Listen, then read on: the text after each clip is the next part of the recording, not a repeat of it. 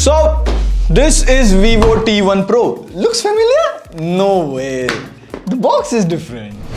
So, we'll talk about the similarities with iQOO Z6 Pro and all of that stuff. I'll give my opinion in the end, but as of now, let's quickly see what's up with the Vivo T1 Pro. By the way, this video is made in collaboration with Vivo. And thank you, I'm happy it's a big box. But here's a thought. If chargers are sold optionally with the box, will you choose to not take a charger? Let me know in the comments. You get the phone, case, charger, which is very important. Now it's an 80 watt charger, but the phone supports 66 watt. Like, कोई ज़्यादा दे रहा है, कोई निकाल रहा है, क्या ही चल रहा है? USB A to Type-C cable and paperwork and budget SIM ejector tool. Now build quality and all is kind of similar to the iQOO Z6 Pro. You get this blue color on the Vivo T1 Pro, but hold on. Manu, what color is this phone? Sky blue something. What about now? Purple.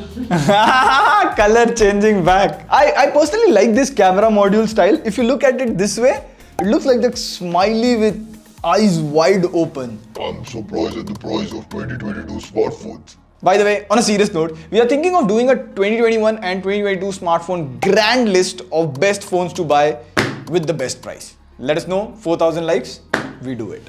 And you get a dual SIM card slot, no micro SD card expansion, but the base storage is 128 GB.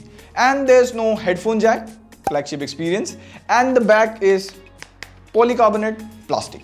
But it has a matte finish texture, there's no fingerprints, and it kind of looks premium. Now, the display is 6.44 inch, 90Hz 1080p AMOLED. Now, the phone feels compact and close to one-handed, and if you look at the weight, it is just 183 grams.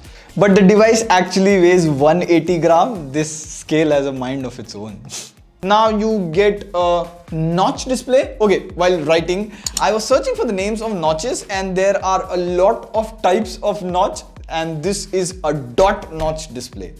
Let me know the most creative notch. In my opinion, it was the Pixel 3 XL's bathtub notch. Also, you have wideband L1 support on Netflix and Prime Video. You can watch HDR videos on YouTube. Also, the display is HDR 10 Plus certified. And I like the display's overall colors, contrast, and it is damn bright. Like, we are watching an HDR scene right now, and you can see it goes up to 1300 nits peak brightness. So in outdoors, bright sunlight, it is comfortable. One interesting thing that I noticed is you have a single speaker.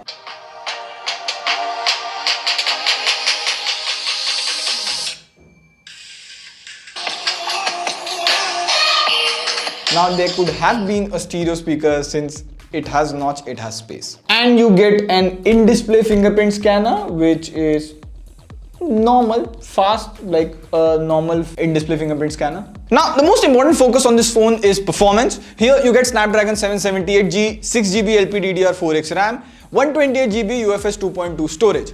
Now, I'll show you the benchmark, and it scores about 5,40,000 on Antutu, which is a really good score for 778. They have put in a 8-layer cooling system to keep the phone temperature low. And in CPU throttling test, which checks your phone's thermals, there's little to no throttling at all. Good performance.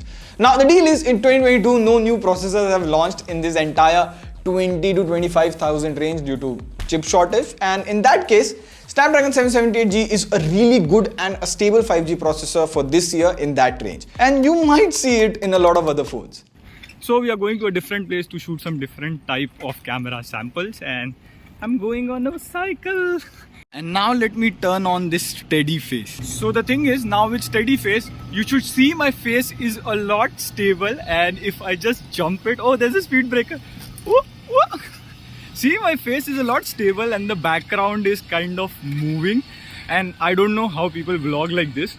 Salute to you. It's quite difficult to vlog on a cycle while you are riding. Also, you get a 64 megapixel main sensor, and today we'll take photos of some plants and trees instead of Manu. So surprisingly, the photos weren't that boosted and were very close to natural. I also took some photos of Manu, and it tries to slight of brighten the face, but overall the dynamic range was really good. Also, you get an 8 megapixel ultra wide angle camera, which is like good if you take photos in outdoor conditions, like in good daylight conditions. And I really liked the selfies from the 16 megapixel selfie camera. Like, it looked close to natural. I liked the skin tone of it.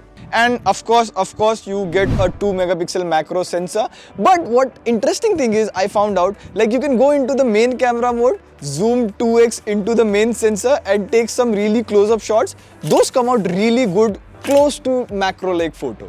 And you can take 4K 30 FPS video from the rear camera, and from the front camera, the recording is limited to 1080p 30 FPS. And software, Vivo T1 comes with Android 12 right out of the box. It is FunTouch OS 12, and you get a bit of bloatware, like pretty less, which can be uninstalled. Hot games and hot apps as well. Settings, hot games and hot apps, turn off.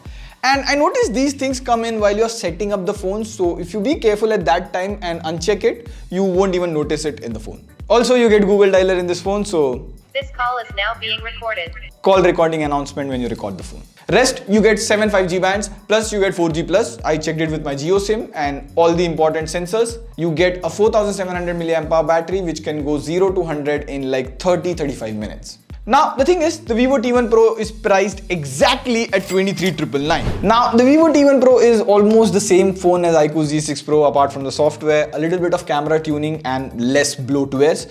Now, if you have that SBI card, you can get that 2,500 discount. The Vivo T1 Pro is a good phone to consider. And we keep trying different types of online and offline phones because we also have good and bad experiences, so we can share it with you and make good video and reviews for you. On that note, this is Pradeep signing off. See you in the next video. Pew pew.